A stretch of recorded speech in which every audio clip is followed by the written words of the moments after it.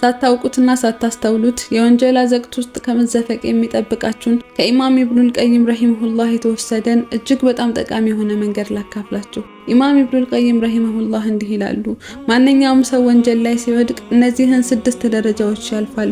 ሰውየው እነዚህን ደረጃዎች ሲያልፍ ረጅም ጊዜ ሊወስድበት ይችላል። በቅጽበታት ውስጥም ደረጃዎቹን ሊያልፍ ይችላል። ነገር ግን አንድ ሰው ወንጀልን ሲሰራ በእነዚህ ደረጃዎች ላይ ማለፉ አይቀርም ይላሉ። እናም እነዚህ እርከኖችን ጠንቅቆ ያወቀ ሰው ራሱን አስከፊ ወንጀል አዘቅት ውስጥ ከማግኘቱ በፊት አካሄዱን ተመልክቶና ሁኔታውን ተረድቶ ራሱን ከወንጀል መጠበቅ ይችላል ይላሉ። የመጀመሪያው እርከን ፈትራ ነው። ስለዛ ወንጀል ሐሳቡ አእምሮ ውስጥ እልፍ ይልበታል።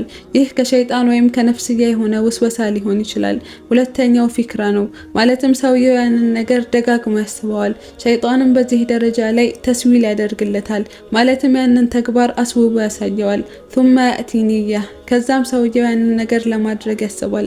ከዚያም ያንያ አዚማ ይሆናል። ማለትም ያንን ተግባር ለመፈጸም የወሰነው ውሳኔ ላይ ቁራጥ ይሆናል። እናም ያ አዚማ አመል ወይንም ተግባርን ይወልዳል። በመጨረሻም ሰውየው እዛ ወንጀል ላይ ይወድቃል። ያ ነገርም አመል ደረጃ ላይ ሆኖ በፍጥነት እርምጃ ካልተወሰደበት አዳ ወይንም ልማድ ይሆናል ይላሉ። ያ ነገር ከመደጋገሙ የተነሳ ሰውየው ላይ እንደ ልክፍት ይሆንበታል። ከዛ ነገር ለመውጣትም በጣም ይቸገራል። ይህ ነው እርከኑ ይላሉ።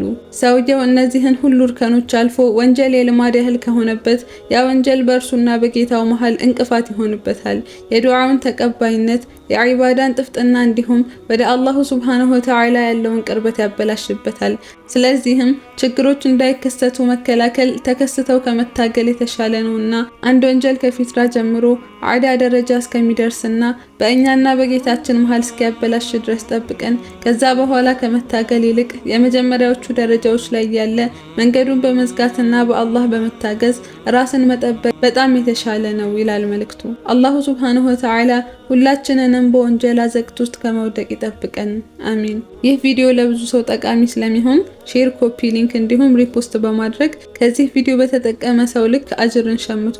አካውንቱን ፎሎ ያላደረጋችሁም ፎሎ ብታደርጉት ይህንን የመሰሉ ጠቃሚ መልእክቶችን ታገኛላችሁ ኢንሻአላህ።